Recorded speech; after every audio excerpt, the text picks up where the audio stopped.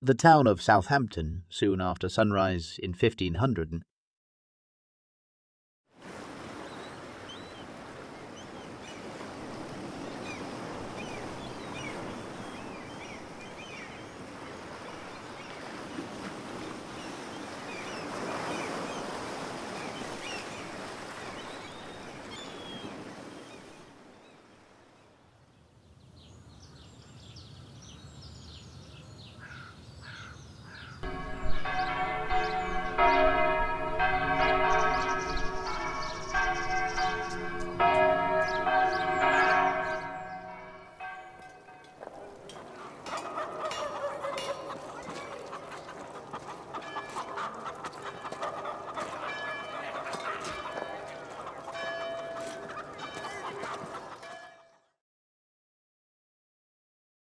Southampton was an important medieval trading town.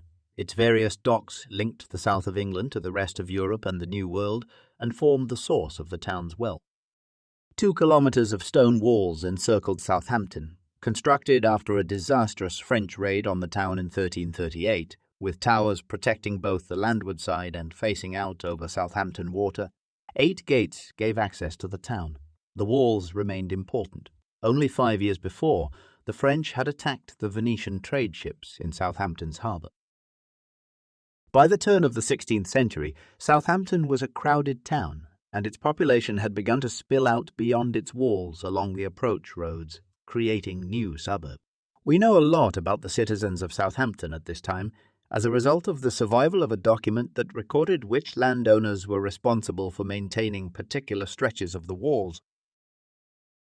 The southeast corner of the town overlooked the salt marshes that stretched along the coastline.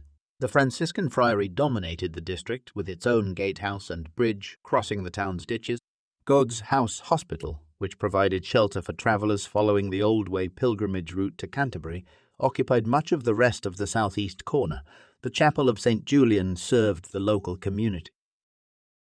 The southern edge of the city was protected by God's House Tower, a powerful artillery complex built in the early 15th century, and the fortified Watergate, which overlooked the southern dock.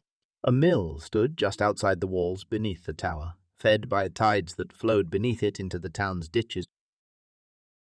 The town's bowling green was located just beyond the mill, along with orchards and fields owned by the hospital and friary. English Street, now called High Street, ran across the length of the town, from Bargate in the north to Watergate in the south. A few years later, the antiquarian John Leland described this as one of the fairest streets that is in any town of all England. It held 3 of Southampton's churches, All Saints, Lawrence's and Holyrood. Southampton's inhabitants kept many animals within the walls, sharing the space with pigs, horses, chickens and cows. French Street and Bull Street, now called Bugle Street, ran parallel to English Street, but closer to the docks and Southampton's trade.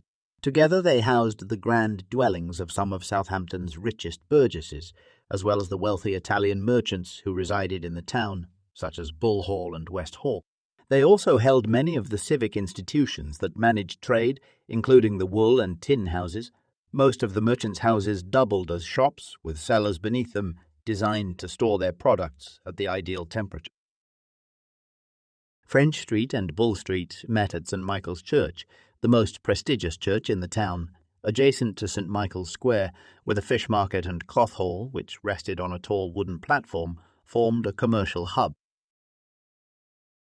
Southampton Castle dominated the northwest corner, where the stone keep on its 11th century motte and the outer bailey walls formed part of the protective circuit of the town. The royal castle had its own quay and was used to store wine and other luxury imports for the crown. Overlooked by the castle, the northeast corner of Southampton held some of the poorest members of the community, clustered around the streets leading up to East Gate, which led out towards the earlier heart of Southampton and its very first church, St. Mary's. Beyond the northern walls lay the suburb of Above Bar, stretching through the fields and common land towards the church of St. Mary Magdalene and the remains of the town's lepers' hospital. Southampton drew its piped water from the northern hills, brought in through pipes that met conduit heads along English Street, terminating outside the friary, which had once controlled the water supply. Much of medieval Southampton still survives today. The western stretch of the town walls is intact and retains many of the original medieval features. One of the merchant houses on French Street is preserved by the English Heritage Organisation. The Tudor House and Garden can be visited on Bugle Street, and the Cloth Hall, originally on St Michael's Square, was dismantled and rebuilt adjacent to West Gate and is now open to visitors as the Tudor Merchants' Hall. Several of the taverns seen in this 1500 reconstruction remain, albeit significantly altered over the centuries. The Duke of Wellington and the Red Lion pubs stand out as notable examples.